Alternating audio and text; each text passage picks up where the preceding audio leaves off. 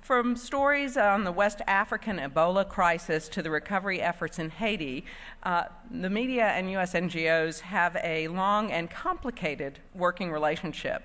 We're going to be featuring today strategies that both NGO professionals and journalists will need to facilitate a more informed and balanced dialogue and public debate on relief and development issues in an age of increased global instability and heightened pressures on inequality and the abrogation of human rights.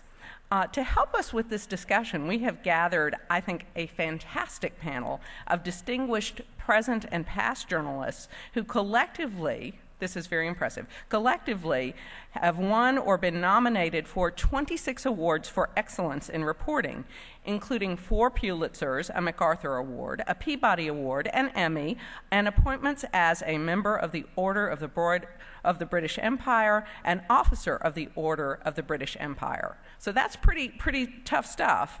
I want to introduce our moderator, who will introduce our panelists. Dana Priest is a well-known Washington Post investigative reporter. My father's a retired journalism professor who's cynical about all reporters, and I mentioned to him that Dana Priest was moderating our panel, and he was very impressed. So that was, to me, that was like, you know, Daddy thinks that's really good, then that's really good. She is the 3rd John S. and James L. Knight Chair in Public Affairs Journalism at the Philip Merrill College of Journalism. She is a 2-time Pulitzer Prize winner, a 3-time finalist, and has spent the majority of her career focusing on national security, military operations, and intelligence agencies. I think she is also, in fact, an advocate for human dignity. You all may remember the excellent reporting she did uncovering both secret CIA prisons in Eastern Europe and the deplorable conditions that veterans at Walter Reed Medical Center suffered from a few years back.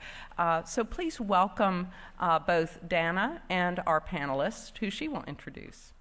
Thank you. We have a couple agendas here. One is to tell you the unvarnished truth, and the second one is to get you to understand the mindset of a journalist, because our cultures, even though in some ways they're alike, you find us and you and nowadays special forces together out in some of the strange places of the world. But we also are very different. So we're just really trying to get you inside of our head so you can better deal with the media and figure out how to best do your jobs. And we have a great panel for this, lots and lots of experience. And first, over on my right is Sherry Fink, who was a relief worker at one point, has written an amazing book about Hurricane Katrina and its aftermath in a hospital, and did recently some of the Pulitzer Prize-winning Ebola crisis reporting for the New York Times. And then we have Michael Elliott, who's been at Time, Newsweek, and The Economist international editions for years and years. And then he finally jumped ship, and he's actually one of you, with One Campaign, which addresses extreme poverty and preventable diseases.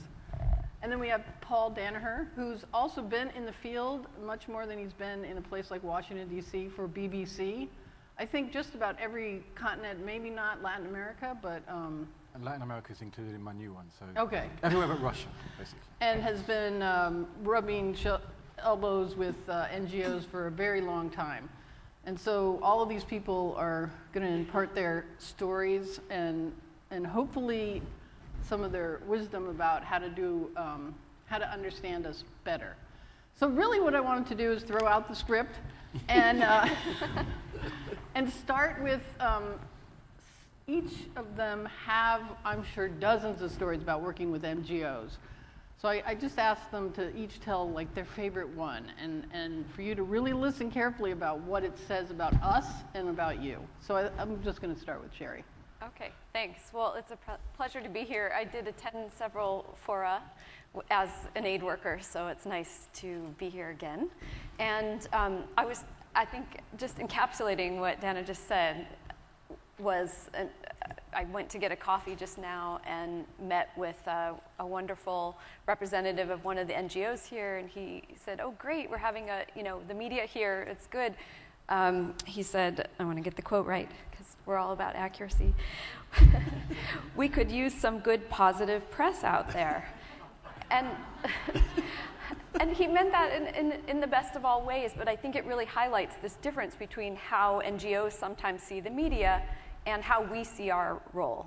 And there is a fundamental difference there, and sometimes, on the side of the NGOs, it is about publicity and getting a message out, whereas journalists, we see ourselves as, informing people of the truth of a situation, and not that it's not our job to make X or Y look good or look bad, just to sort of portray an important situation correctly.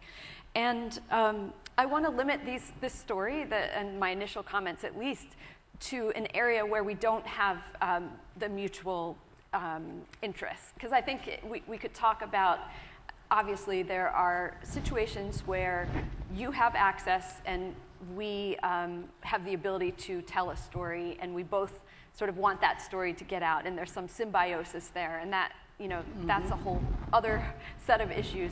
But I think what I want to tell my first story about is in that other area that is a little more fraught, which is when we report about the aid world and about you guys and the work that your NGOs do wherever you're doing it.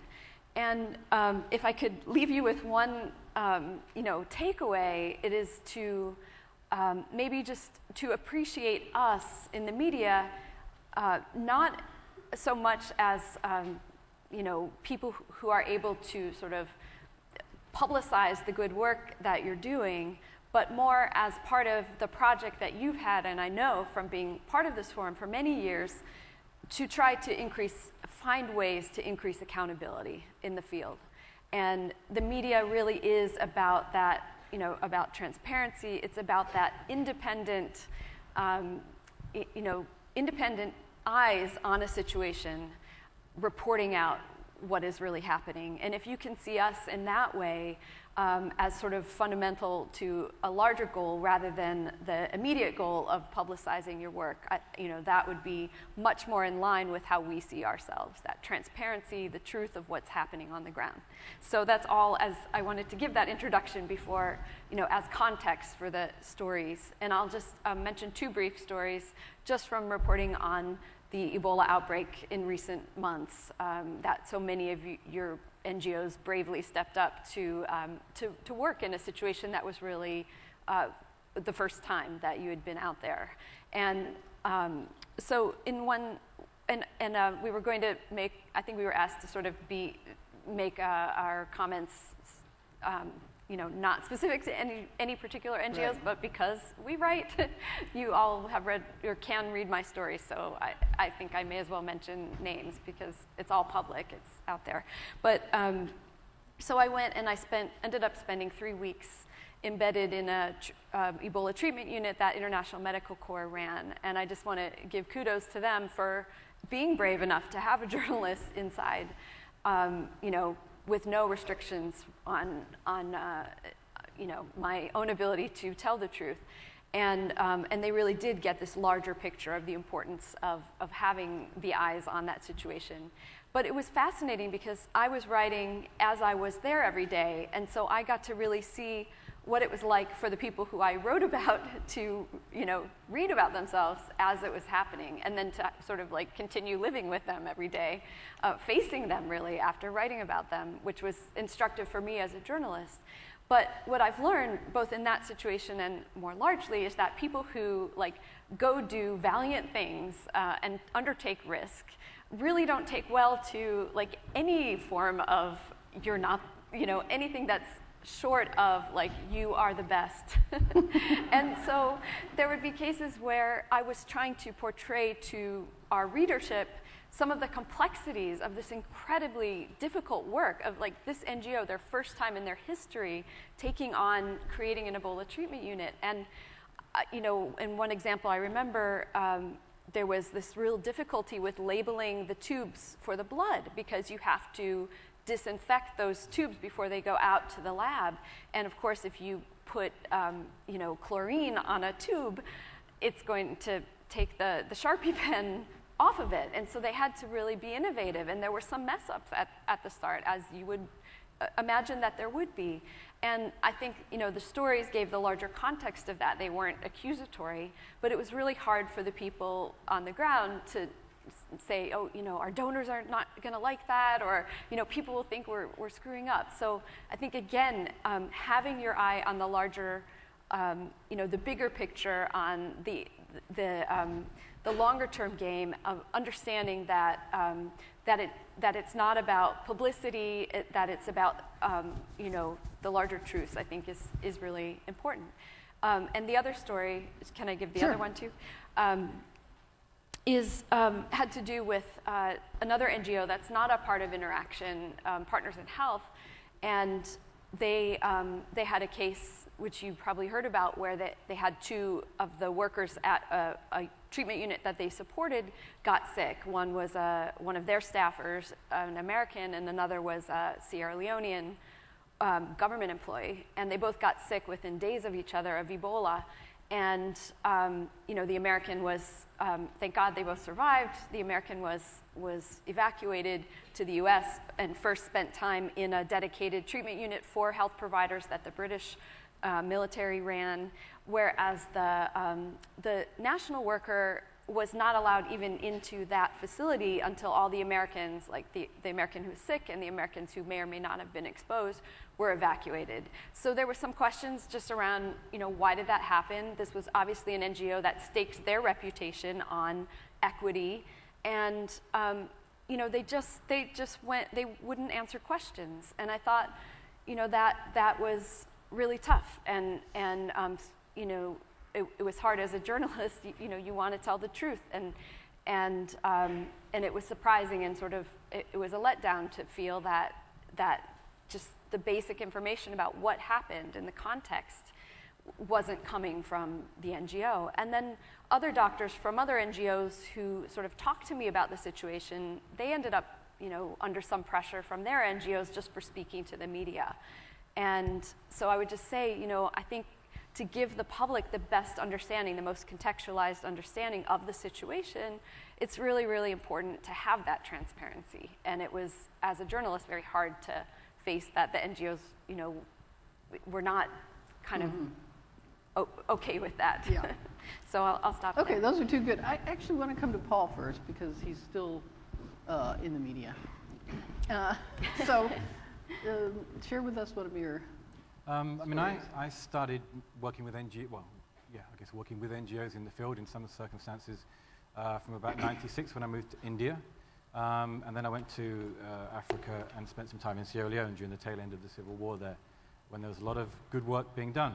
But I think what I wanted to share was a moment when I began to look at NGOs differently.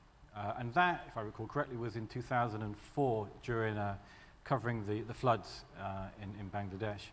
And we were doing an interview with somebody from an NGO, and I don't need to name them. And it was all going very well. We were discussing beforehand the kind of questions we were going to ask and the areas we were interested in. And we said, okay, fine, shall we do it? And this is a television interview. And the person concerned said, yeah, just give me a second. And he pulled out a brand new white T-shirt with the logo on it and a brand new white baseball cap. And he put them both on. And I said, what are you doing? And he said, well, I have to wear these. And I said, but you look ridiculous. And he said, well, I have to wear them. And I said, but look, we're in the midday sun. The camera cannot expose on both your baseball cap and your face. So it's going to default to the baseball cap. And we won't be able to see your face. And he was like, well, the cap stays on, or we don't do the interview. And I think they've become a bit more sophisticated since then, when the message began to go out how important the brand was. But what it said to me then was that the brand is beginning to edge out the mission in the way that, how important it is for you to interact with the media. And I don't think that we've rode back from that position. What I've seen as a journalist is us as journalists looking increasingly at NGOs and aid agencies as corporate entities, because that's how they've begun to present themselves to us over the years. I mean, when I first went into the field and I was in, say, places like Sierra Leone, you would meet people often a similar age to you who are slightly arrogant because they looked at us journalists as, kind of like we're doing all the dangerous stuff you're doing, but we're helping people, and you're not. You're just basically reporting about it. So we're kind of slightly bigger figures than you. And I think we genuinely accepted that because I think, in the old days, you looked at people in NGOs and you kind of thought, I might be doing that. That's the sort of thing I might have done if I'd have taken a slightly different career path. And so I think there was more one-on-one respect on the ground as individual journalists, and I think as people moved up the chain within journalism as, editors and whatnot. But I think that has begun to change, and I think that's changed because of the message that's out there that is often, I'm competing with this aid agency, and so, we want to say how great we are at doing this, and they want to say how great they are, and you get bombarded with the same messages. You also get this, the world will end tomorrow unless you give me $100 million. And if you keep saying that, and people keep waking up the next day, they begin to believe that you're not telling the truth all the time. And I know that it's kind of counterintuitive. If you don't say how bad it's going to be and something doesn't happen, then it will get that bad. But if it doesn't get that bad, then we haven't been lying about it. We just stopped it getting that bad. But I think this has happened too many times. And I think we are, by nature, as journalists, deeply cynical. And we couldn't do our jobs unless we were in many levels. And sometimes maybe we're a bit too cynical. But I think the thing about the aid agencies is over the years, they've seen the way that we've interacted with them change. And they've assumed that's because we're bad, rather than that perhaps you have changed. And you need to occasionally look at yourself and the way you interact and the messages that you're trying to pass on. And think about whether they're always appropriate. And I'm going to finish this by saying I have seen a lot of incredible work being done by aid agencies around the world.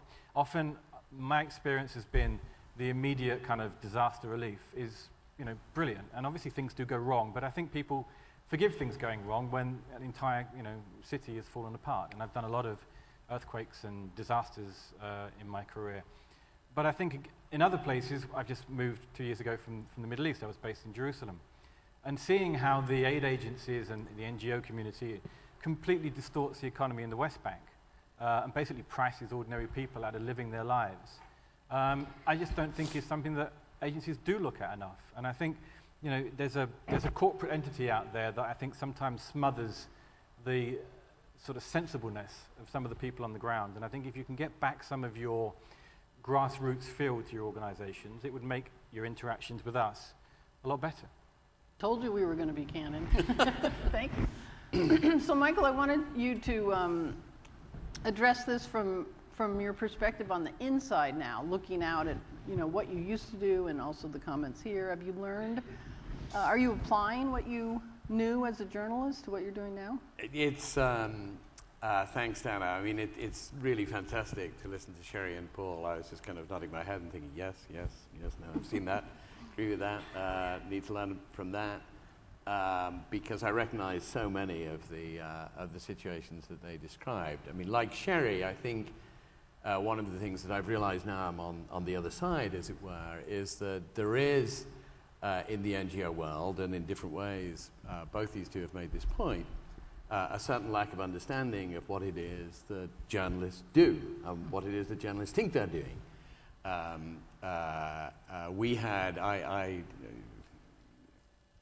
can't kind of really do all this without sort of, giving up some secrets. But I mean, I inherited a kind of major project on the One campaign, a major kind of look at what we were doing, actually, a kind of TV film in Europe. And it was very, very early on in my tenure. I've been there 4 years now. And my colleagues were kind of quite shocked that people who they thought were friends in the kind of putting together of the film had not made the film that we thought they were going to make. It was, but it should have said this, it should have said that. Why didn't it say that? And I sort of gently had to explain that, the journalists who made the film did not necessarily see their job as having the film say exactly what we wanted it to say, but rather, frankly, what was a good film, which was something quite different. And I was slightly surprised to the extent that I had to sort of talk that through with people. I mean, it it was unexpected to me that I had to sort of do, you know, what one would think would be basics on what journalists did. So I completely recognized the stories that we've just had, and for sure, you know, your story about the distortion of the economy on the West Bank or something. You know, from the standpoint of a journalist, that's a great story. I mean, that's a real story. I mean, that's just a really good story. Mm-hmm. Of course, from the standpoint of an NGO, it's, oh, you don't really understand, or, you know, can't you put this in a larger context, and so on and so forth. And I guess what I've learned in the last few years is the extent to which I've had to, I mean, I don't want to kind of sound condescending here, but sort of talk through with my colleagues, but look at this from the journalist's point of view. That's not the way they're looking at it. All that said, I actually don't think my former colleagues in journalism do a great job, by and large, at covering NGOs. And I'll start, you know, my story about covering an NGO by telling a story against myself.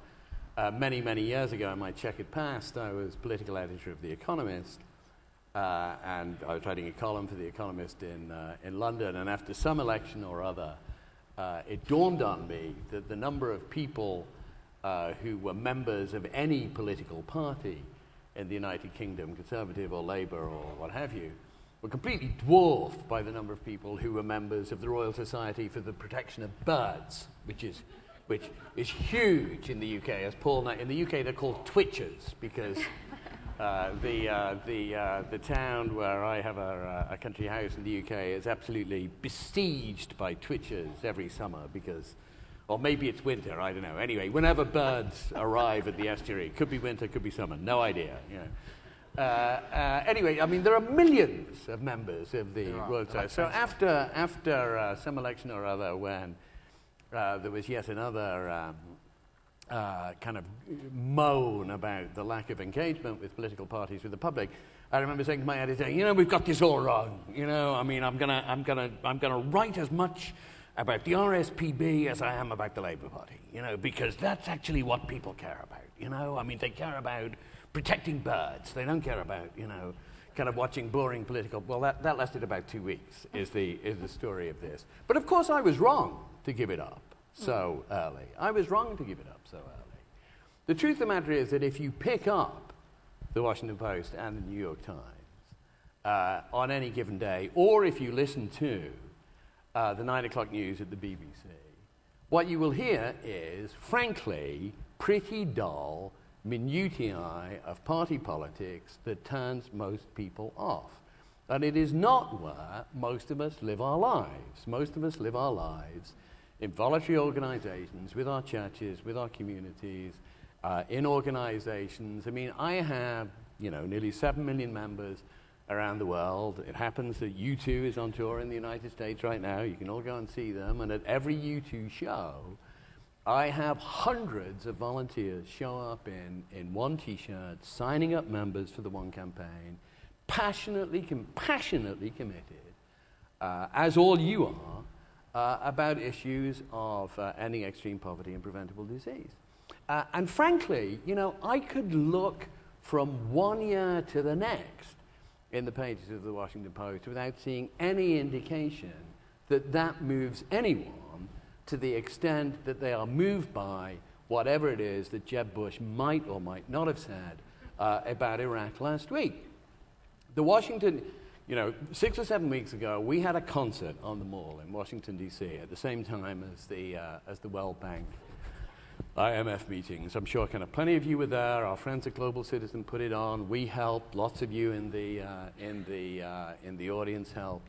We had, you know, who knows, because it's the Mall, you know, all anyone's doing is taking a guess, but let's say 200,000 people. That seemed to be the consensus opinion on the Mall. I know there are things happening on the Mall every day. If the Washington Post covered the Mall, you know, it would be dull. So I kind of turn avidly to the Post the next morning on Sunday.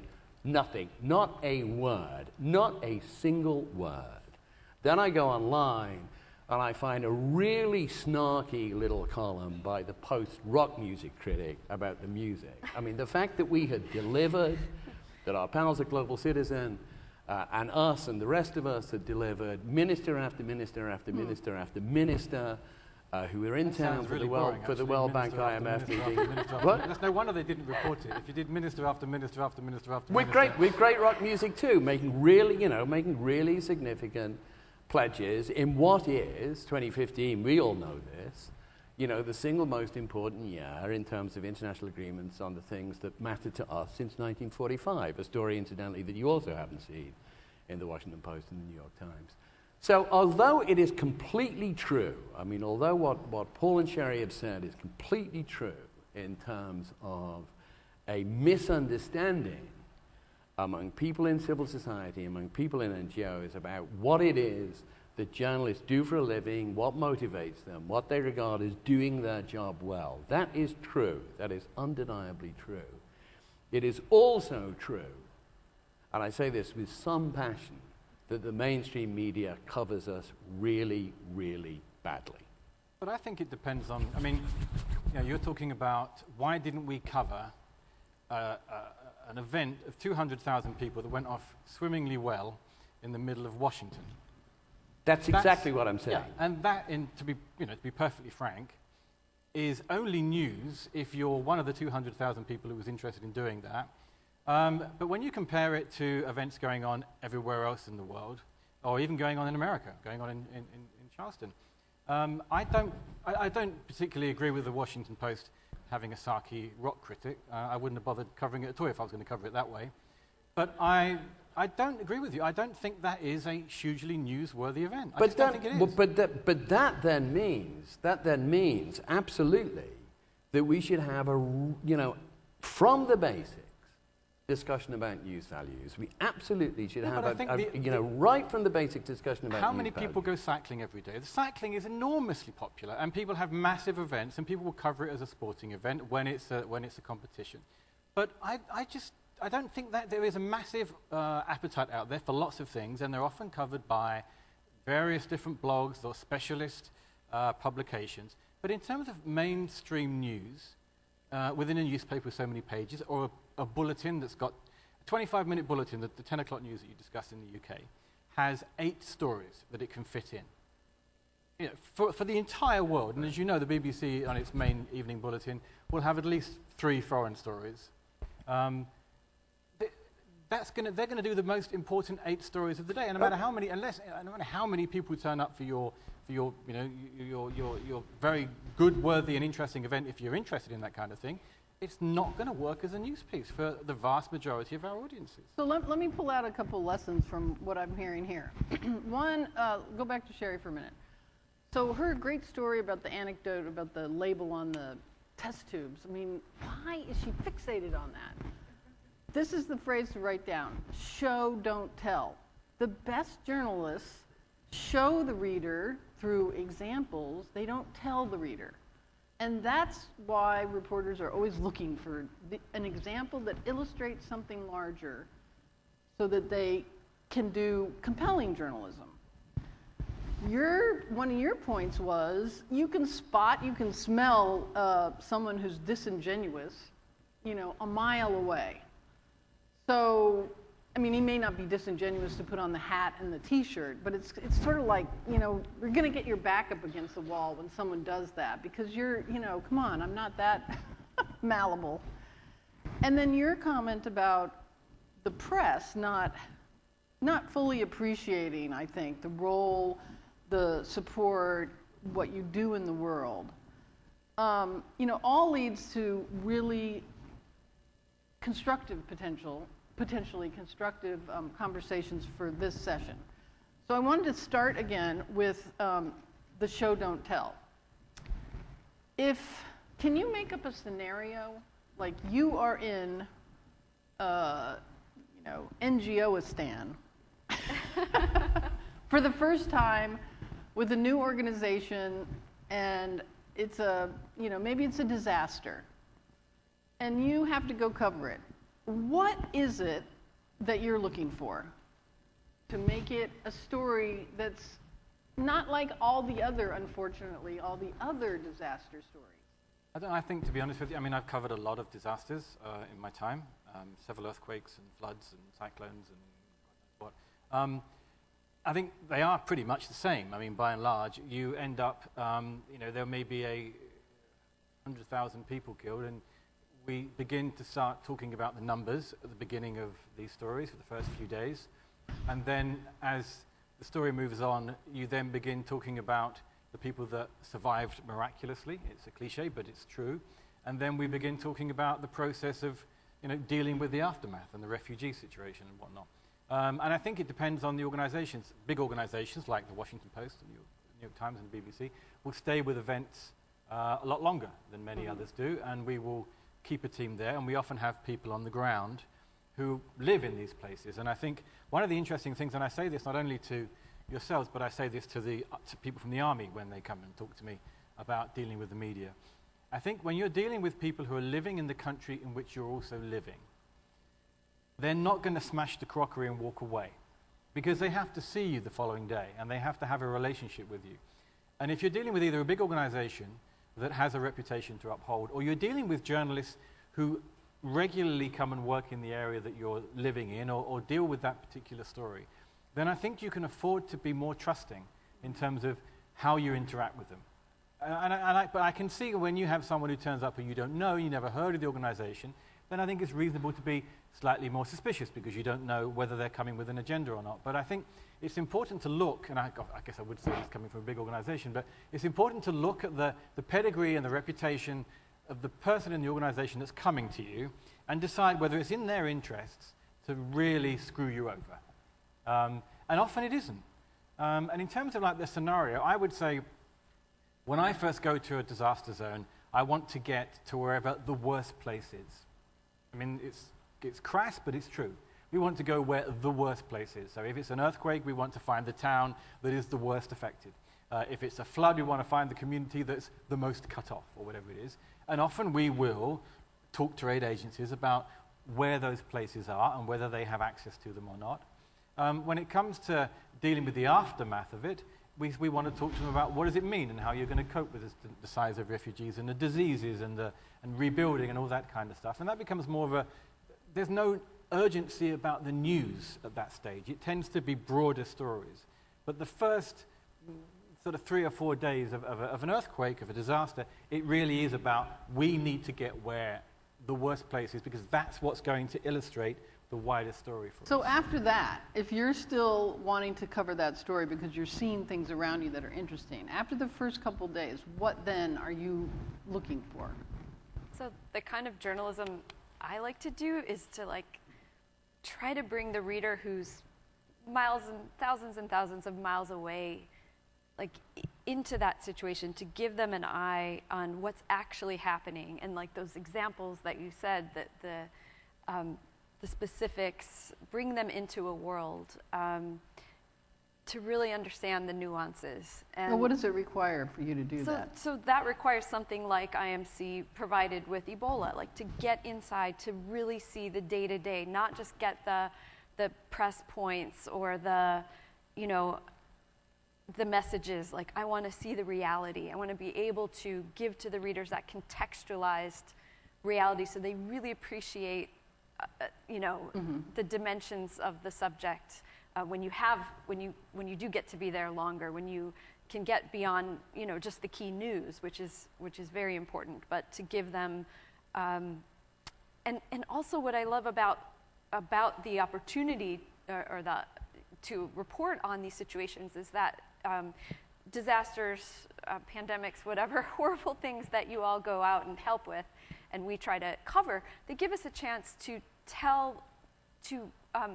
capture our readers' interests and introduce them to parts of the world, to larger themes that are there all the time, but that we don't often get them to look at. Or West Africa, Ebola was a chance to give people an understanding when they really wanted to understand it, larger themes about equity in the world, about health systems, about all of the things that I think you guys know are important.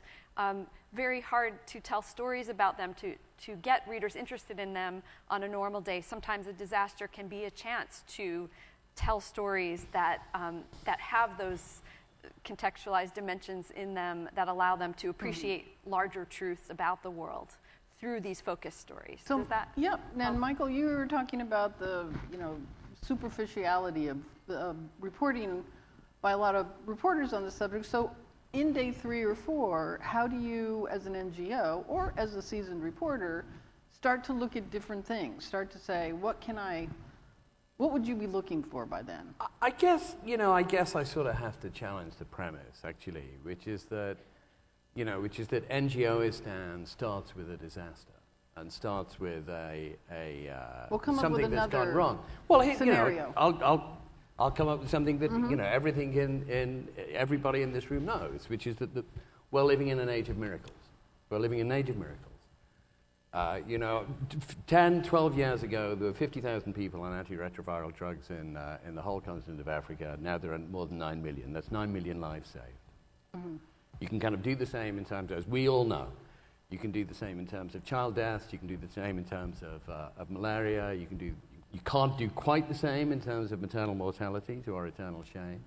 But on indicator after indicator after indicator, you can demonstrate that we have made astonishing progress in improving people's life chances in the last 15 years. Well, I got so fed up with waiting for my kind of friends in the mainstream press to write that story that I wrote it myself in Time magazine this year, a kind of long essay called The Age of Miracles, which I'm trying to turn into a book if I've got the time.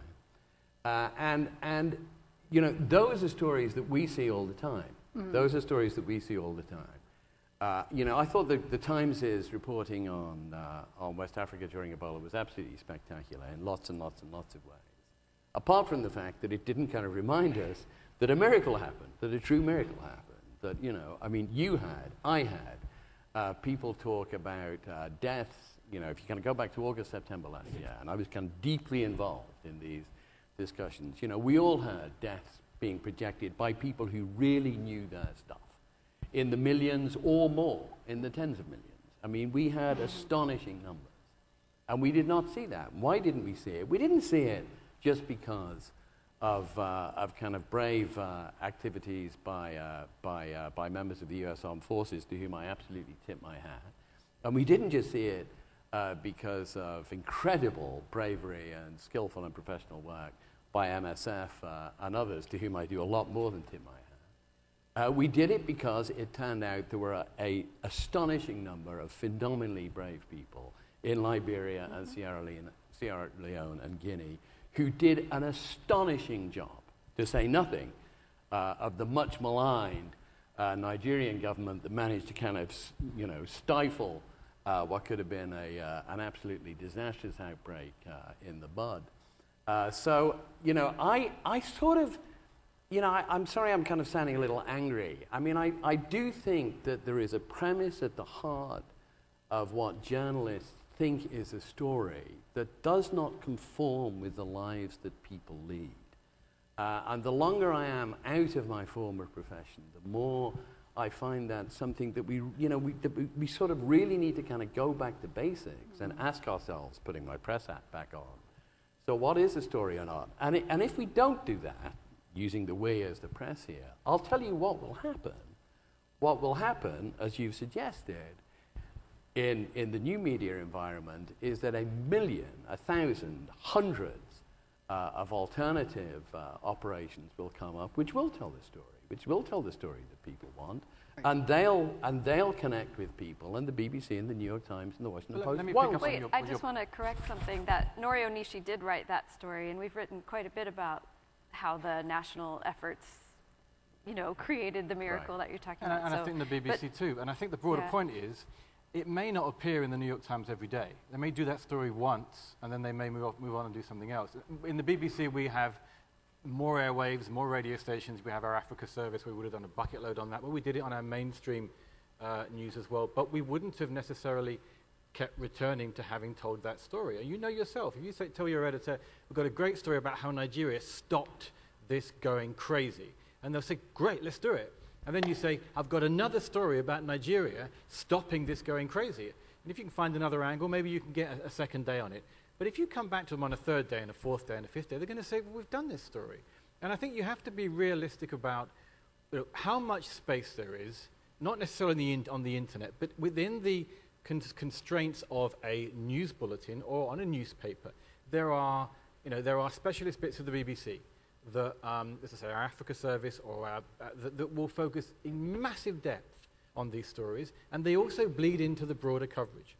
But you say we shouldn't just talk about emergencies, and I think that's true. But I think there has to be an understanding that if you don't care passionately about something, do you want to read about it a lot? And I think, for you people, you care passionately about, not only about the aid industry and NGOs, you probably care very passionately about, say, women in southern India, or you care about child mortality in Afghanistan, and you care passionately about that thing.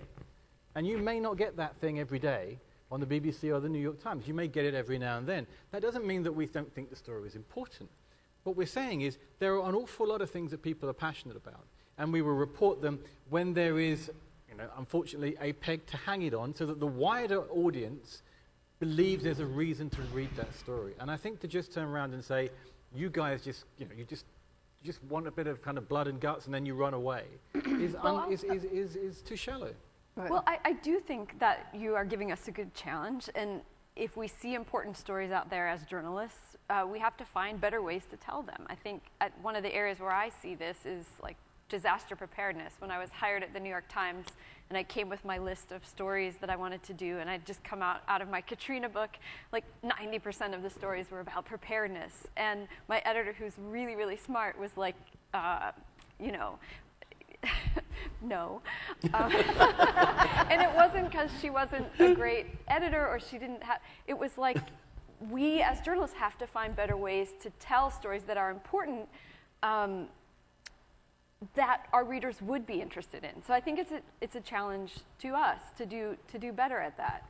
And maybe you all can help us, find those ways. But I take the point. I think that's a broad point in terms of, if you look at, say, just to go slightly off a tangent, people that are interested in the Middle East, like myself, were writing about the rise of ISIS a few years ago. And yet, because it was of interest to people like me that were interested in that kind of obscure, as they were then, group, it didn't get a lot of coverage. Now everybody knows who they are. And it's, and I've seen that evolution, and I used to kind of shout at people, why are we not doing more about ISIS, And people are saying, who the hell are these people, So things have to change and evolve and draw people into reasons why they have to care about the story. You're right, there is some simplistic reporting out there, but I do think the broad brush of the mainstream media, they are trying to tell a story, and often they do care passionately about these things. I mean, we all do tend to care about these things, which is why we go out there and report. She's gone and risked her life, frankly, in West Africa, because she cares enough about it to go and tell the story. And I don't think that you should underestimate that personal commitment that someone's going to have to go somewhere like that. Oh, for heaven's sake, I don't. I was editor of Time International for years. I was editor of Newsweek International for years. I mean, I've sent kind of people into war zones and disease zones. Time without number, and there's nothing I do more. There's nothing I couldn't possibly admire what journalists like Sherry and you do more. I mean, it's I still kind of regard it as an extraordinary calling that people do. I think one of the things that's coming out here in this lively, I hope lively conversation. No, you're finding it lively. Is that there is, and I this perhaps is kind of a more general observation about the way in which the media is developing. There is, I think, an increasing gap, maybe an inevitable gap, between the big mainstream media brands and what they do and how they see a story that is, going to appeal to a very, very wide audience from 18 to 70 of all sorts of demographics and kind of accumulate lots and lots of readers or of eyeballs or of viewers or whatever it is on the one hand. And a proliferation of niche publications or niche, YouTube sites or whatever, streaming videos that appeal to people who are particularly interested in particular issues. And I guess what I, as a journalistic manager for many years, had to grapple with, and I'm sure that you are all grappling with, is that niche market is growing, and taking more and more of just, as a consumer, taking far more of my time each week than the BBC, the New York Times, and the Washington Post does or did 15 years ago. So I want to conclude our discussion and give it to you with a couple other remarks. One is, to me, the stories of individual bravery and sacrifice on the part of NGOs is never over-reported. These are about individuals who are doing things that other individuals sitting at home can't imagine doing. And for someone who's covered the military for so many years, I think they are a great model for you to look at. How is it that the military open themselves up to let reporters come and see what they do? Some of the warts as well. And it wasn't just the big strategy. Obviously, it was writing about soldiers.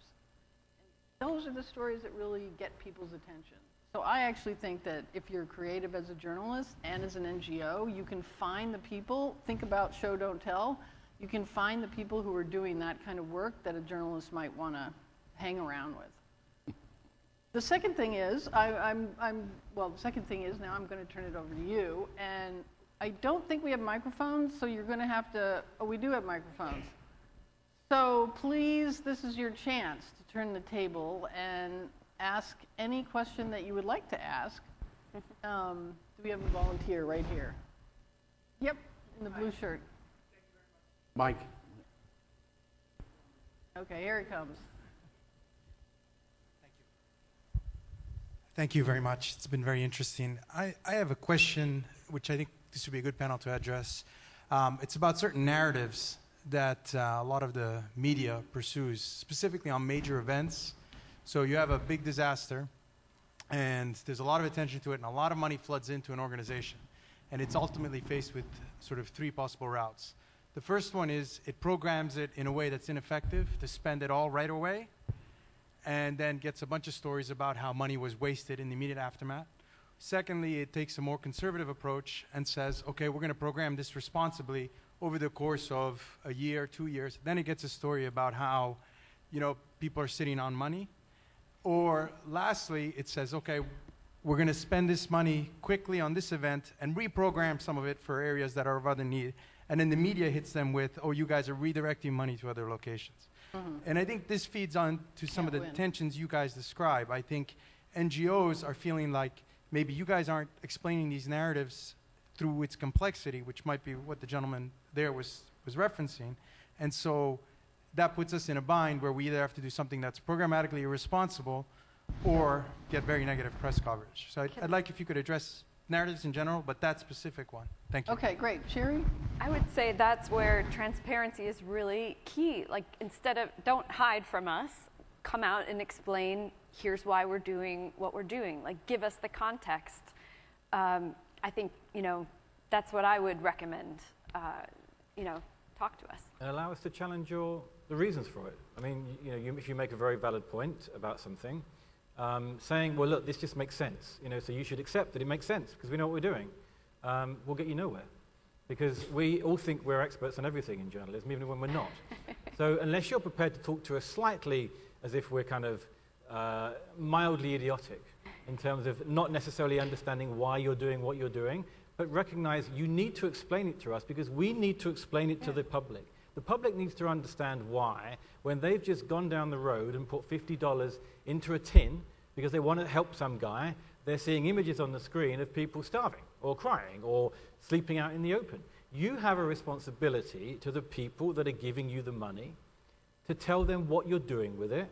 And if you can't articulate that properly through us, then the problem is also partly with yourselves. I'm being deliberately annoying here, but I just thought I might as well be. Right here. And show and tell charts are always good too. Really. Yeah. Hi, my name is Rebecca Rios-Cohn. Nice to meet you all. I find this a very stimulating discussion. I've worked for UNICEF for many years. I'm not there now, but I've worked for UNICEF for over 25 years. And UNICEF is very good, as you know, in creating awareness, working with the media, and so on, mobilization and so on. Mobilizing journalists is something that we did very seriously. And we found that it was interesting to do workshops to sort of train journalists to see our point of view. You can see us all going. Yes, and in fact, but we found that journalists in developing countries were much more open-minded and much more willing to participate and really became advocates. So my question to you is, while I understand your point of view and you're really looking for the story, the sensation, the thing that will have everyone reading it, but don't you have a moral responsibility not to be your advocates? No, because a lot of times there's a lot of packaging in those stories so that people will buy your newspapers. So what I'm saying is, don't you have a moral responsibility to look for those issues that may not be so newsworthy and find a way to address them so that people get the story also? They may not be the most newsy story. Thank you. I've already said that I think that we do need to look for ways to tell important stories and challenge ourselves. But I also have attended recently one of those workshops for journalists in a country that will remain unnamed, and they paid for those journalists to go. So you have to wonder, and that there may be reasons for that, but are they reporting positively and giving your message because they're getting? They're paying because you're not going to go otherwise, she says. Well, okay, but what I hope, I hear you, but what I hope you guys will take away from this is that larger impact that a truly independent journalist can have, even more than when you write your own story or you put your own story on the web, that people who are consumers of the media who we're writing for will trust it more. They'll believe, that there's a value to allowing the media to accurately report a story. I also think there's what you said about local media being much more into it. There is a strategy there, which is when we are plopped down into a place where we bring with us a bunch of clips that says, what is this place? Who's written stories about it? And so if there's some good stories by local media, by all means, put it out there. Because first of all, reporters who have not very much time to figure out a story, they may seek out the exact same sources, and they may actually imitate, in their own way, the story that has already been written in the local media. So I do think that. But can I pick up on you said we trained some of the local journalists and they became really good advocates. That's not our job. Our job is not to be your advocates. And I think unless you really get your head around the idea that you're not going to persuade us to say wonderful things about you all the time, you will be wasting your time. I accept your point about there is a need for journalists to come in with an open mind, not to have decided what the story is while they're still sitting on the plane. I mean, I know that is, the impression that people sometimes get is, these guys have made their minds up before we even began talking to them. And that may be true in some cases. But most journalists of my experience, and I'm sure it's the same for Michael and Dana and Sherry, the bottom line for us is most of the people that we work with don't turn up with an idea that we're only going to write this story. We don't.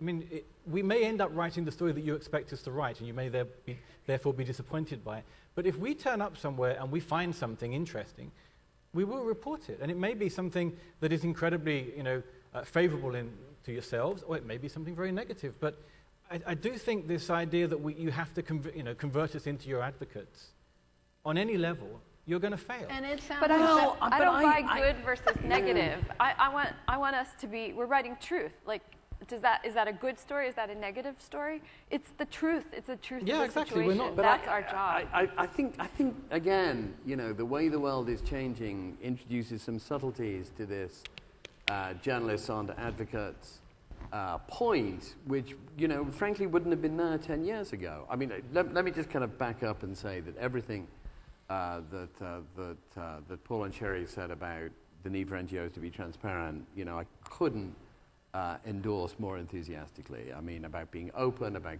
being clear, about being ready to be questioned, about being non-defensive, about being ready to justify what it is that we do, publicly, privately, in conversations, what have you. Couldn't agree more with that. But I think the journalist on Advocate's point is sort of interesting, because 10 years ago, we would all have said that, and that would have sort of been the end of the question. But of course, what one's seeing now, and I'm on all sorts of boards that kind of look at this sort of thing. I mean, boards of other NGOs, some involved with, freedom of the press and so on, that look at some of these issues. What we're seeing now, frankly, is advocacy groups doing pretty good journalism. I mean, if you kind of watch Human Rights Watch, as an example, I mean, some really good journalism on human rights issues is now done by Human Rights Watch, not surprisingly, because there are extremely good former journalists who work for HRW, as it turns out, and they do great stuff. And I think we're going to see a lot more of that. Mm-hmm. I think that we're going to see a lot more of that, and I think that is going to change the nature of the debate about, well, we're not advocates, because you're not, but there are advocates out there who are doing good journalism, which is a slightly, very new way. I agree. The ICG group is exactly the same. In which the conversation gets framed. But then I think you'll find that with groups like Human Rights Watch or the International Crisis Group, or whatever, they're another example. Yeah, they're very good, and journalists will talk to those people and interview those people. Right. You'll see them on the television, and they are often journalists that have gone off. But I think what's interesting is the way that they're it's an illustration, I think, that if you tell this story in the right way, you'll get an audience for it. And what you've got there, you've got journalists who've gone into this field, and they're writing things that are very readable by journalists, very readable by the general public, and very accessible. And so therefore, you can sit down and read an ICG report before you go into a country and feel like you are getting something that is broadly independent. It may have a certain sort of angle on it because of the interest of the group, and that's Human Rights Watch too, but broadly journalistic in the way that it's assessing the problem. And I think you would consider that to be a legitimate source of information. And I think in some ways that's an excellent example. If you can find a way to express yourself in a way that we understand and feel is valid and worthwhile, then you will get more interaction from us, and there will be less tension between the two of us. Okay, other questions? How about right here, and then way back in the back there? Hi, Ann Goddard, Child Fund International. Thank you very much for your comments. It's been a very interesting discussion. I really want to talk about the Ebola experience. Child Fund got a New York Times article on the front page. I don't know if you were the one who even wrote it. I don't remember, sorry, about our Ebola response work where we were opening centers for kids whose parents or family members had died or were exposed to Ebola, and we kept the kids for 21 days. So the kids, we know the kids were healthy, et cetera. We got a front page article. Sweetie Sweetie was a little girl that was in the article. The nurses that found her didn't know her name. Jeffrey Gettleman wrote that story. Okay. It was a great article. I knew that our phones would ring off the hook after that article, and they did. But do you know what the question was that everybody called about? How could they adopt Sweetie Sweetie? Oh. And I thought we missed an opportunity then. We were able to find family members, extended family members, for the hundreds of kids that came through our centers. That's the goal. It's not to bring someone out from their home, but to get them reintegrated with the family member, and we were successfully able to do that. But one of the stories of Ebola, which I felt didn't get out, was I called it the yuck factor of that disease. That people, the tactile nature, not airborne, not waterborne, tactile nature, people didn't want to touch anything. They kind of put their hands in their pocket, and they stayed there, and the American public did not donate to the Ebola response as they have donated to many other disasters around the world. So it was a great article. It was just, I think there was a message there that could have mobilized people to support more in a way that could have been more effective for our work. So I just wanted to comment on that. Okay, back in the back, but I hope you're also hearing that, that's not our I understand, rule. understand. Okay, back there? Yes. With the beige shirt on.